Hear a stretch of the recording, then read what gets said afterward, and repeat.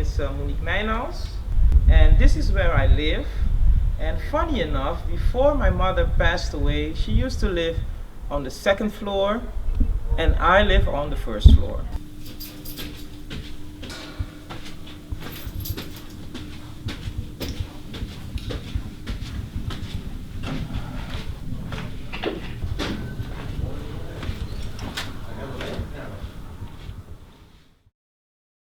I'm 53 years old. I was born in Suriname, in Paramaribo to be specific. I moved to the Netherlands when I was 5. I have 3 brothers, 3 sisters. One sister passed away almost 26 years now. And we moved to Eindhoven, so my youth was there in Eindhoven, and then when I was 17, 18, I moved to Amsterdam, the Bijlmer, in Bullewijk to be specific. So that's where I'm from. My mom was born in Suriname, my father also. His heritage is from India, and they both moved to the Netherlands, and that's where I am from. I like to go back when I was a little child, 5-year-old. They told me we are moving to the Netherlands. And I had good memories in Suriname. Now that I'm older, I'm getting these memories again. And I know that when I came here, it was so cold and nobody really explained me something. What we're going to do, where are we going to live? Because I remember we arrived in Amsterdam first in a hotel. We had to wait for people to pick us up. And then we had a long trip to Eindhoven.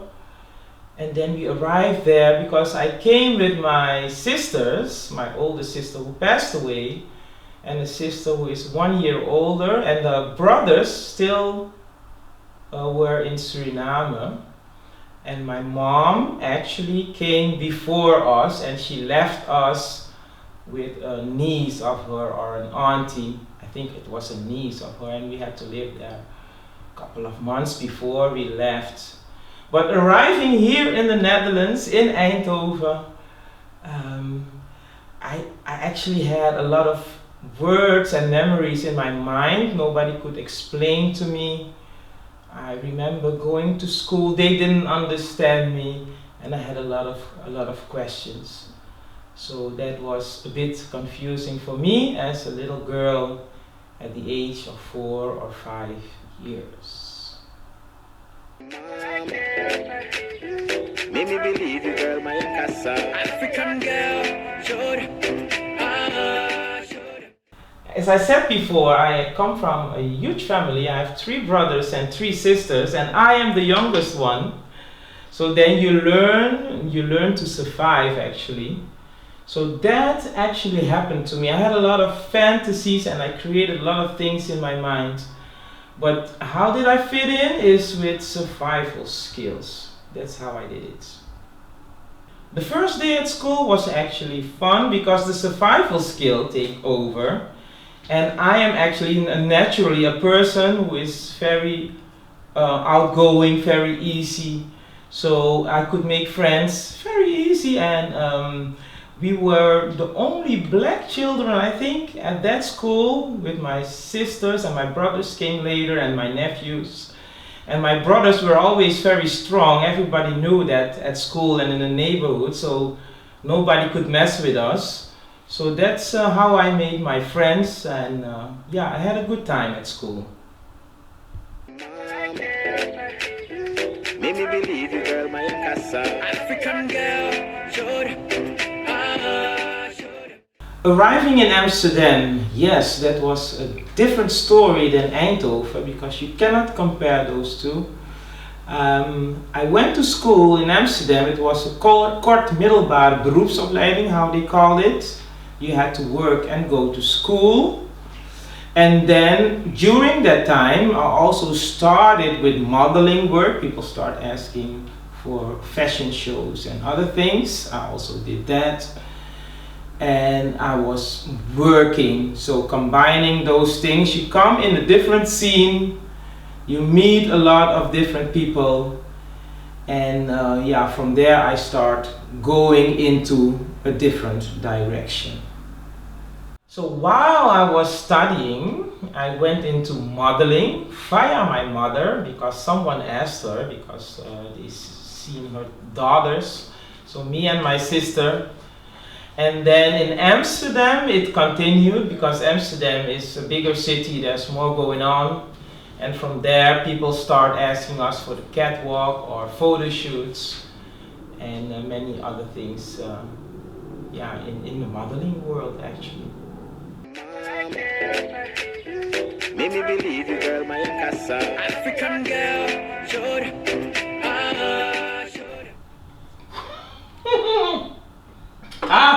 Yes, my first boyfriend, I think that was in Eindhoven, of course, you know. If you have lived there from your 5th till your 18, yes, definitely that was in Eindhoven.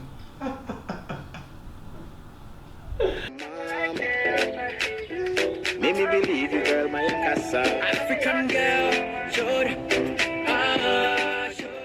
Motherhood, yes, the best thing that ever happened to me. Unfortunately, the father of my son and we separated when he was 1. But I was very happy that I had my son. It was really great to go through that experience. And when we separated, I didn't have a place to stay.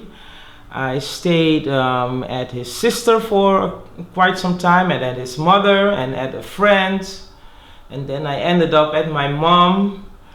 And after that, I found a place for myself. So yeah, it wasn't easy. A good experience, of course, being a mother. I still enjoy it. But being separated, that wasn't nice. Finding a place, didn't know where to go. That was really difficult. But as you can see, I'm still here and I am managing being a good mother and enjoying the things with it. So that is motherhood, the best hood there is. Make me believe you, girl, my casa. African girl, sure. When my son was 1 year, unfortunately, I lost my sister. She had bone cancer. She went to the hospital and she discovered that, and they told her you have 1 month, 3 months, or 1 year to live. And within 1 year, she passed away, and that had a huge effect on me. Didn't really talk about it, but the way how I could deal with it was going into music. And a friend taught me to play the guitar and singing, and I really got into it, and I made an album. Where is it? Here it is. I made this album free in 2008. Let me open it so you can see it. It has a couple of songs in my native language, in Sranang Tongo, Grontapu, and a couple of other songs. And I'm actually very proud of it that I did it, because it made me feel free. That's why I called it free.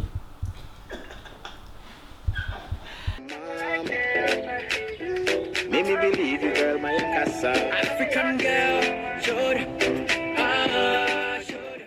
I performed on different stages. Paradiso, Melkweg, Open Air Vondelpark, and Kwaku stage.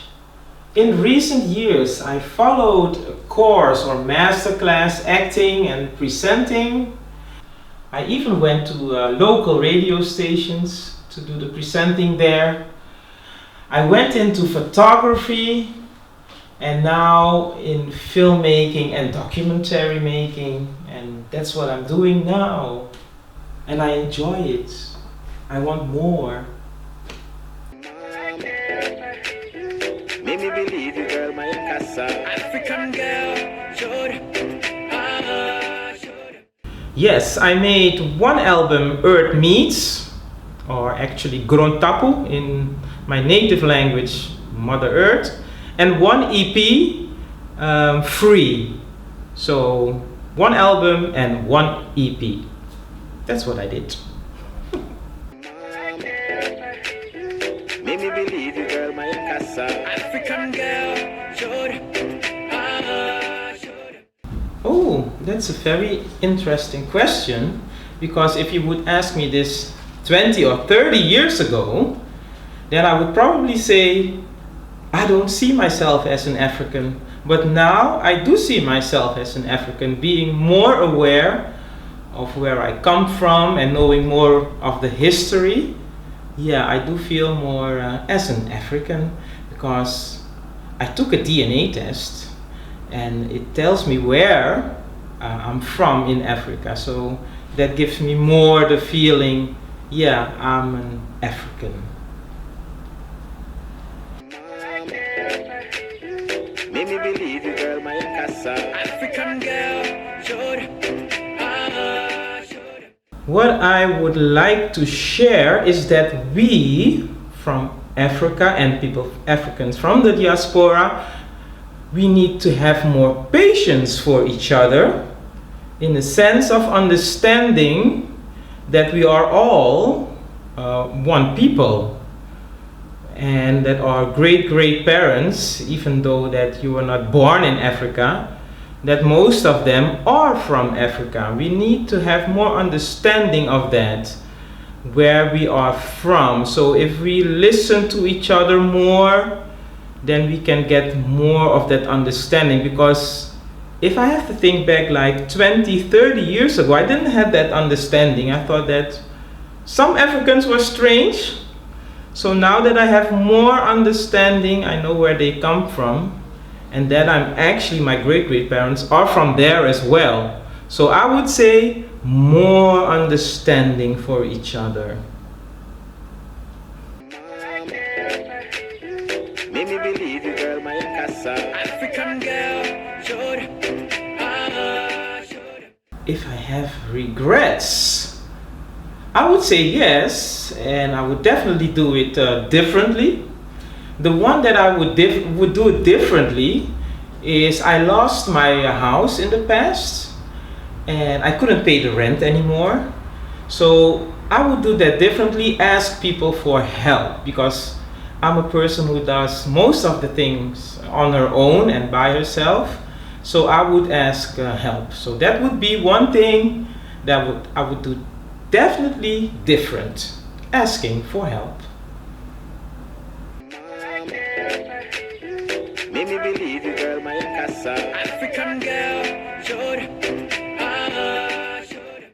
Yes, I just came back. I left on the 5th of September 2022, and I came back on the 30th of September, so almost 1 month. And I stayed in Lekki Phase 1. That's in Lagos, so it's not the mainland. I haven't been to the mainland yet, so that will be for the next time. So I was there for almost 1 month, and what did I see? I went to Lekki Arts Gallery. I met Monique. She's very friendly. I went to Lekki Conservation Center, very beautiful nature place. I went to Arts and Crafts Gallery, where an angry chairman came to me that I was not allowed to film and take pictures, but we made it up. I took pictures. I went to several beaches. They have beautiful beaches over there. Wow, I want to go back. What did I see more? I went into the streets, Keke Nape of Nape Keke Nape, I think. Keke Nape? Keke Nape. I went into the white buses. That was mad. I thought, will I survive? But I did it. So I had a great time. You know, I want to go back. I miss it already. Yes. So I wanted to go for such a long time, and in the period of the corona, but I had to cancel the whole trip. So I had to be patient and wait. And in the meantime, I was reading and researching about Nigeria and Africa in general. And then the time was there. And a lot of people were asking me, why are you going to Nigeria? what do you have to do there? Do you have a family there? And some messages are negative and some are positive. But I wanted to go and see myself and experience it myself. And I was there and I had a great time. So that was my experience in Nigeria. Very nice people. You see also a lot of poverty in the streets. When you go to the streets, you see a lot of children. Sad to see, but you see a lot of people who are rich and poor people. So that extreme, you see that a lot there. But in the meantime, I really enjoy the weather, and I love to go back. So that was my experience in Nigeria. Up to the next trip. So you guys are coming with me? Make me believe you, girl, my casa. African girl, sure. I hope you had a great summertime. And now we are working on a one-on-one interview series. And we started with my own story. I hope that you will enjoy it, and we are looking forward to hearing your story.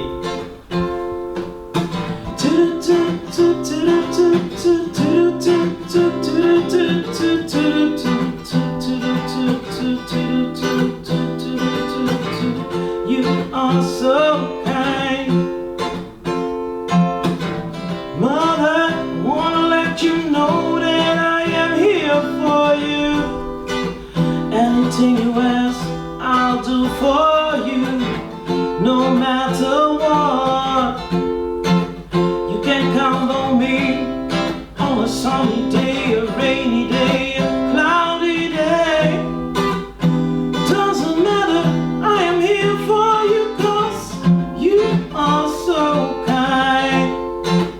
You are beautiful, you are beautiful, you are beautiful, you are beautiful, and you are so kind. Don't forget to subscribe, like, share, and of course, comment. And don't forget, you are the next one for our one-on-one interview sessions. So, see you soon. Bye. You belong to somebody, not somebody, baby. Hey. She be somebody, baby. Girl, it depends me say you be somebody, baby. Oh no, no, my African lady. So come make I tell you, oh, baby, my beautiful lady. As you be somebody, baby. As I'm part of money, I'm crazy. Now who get the lady, oh? If we're not there together, hold on to your baby, oh. And if that your good misbehave,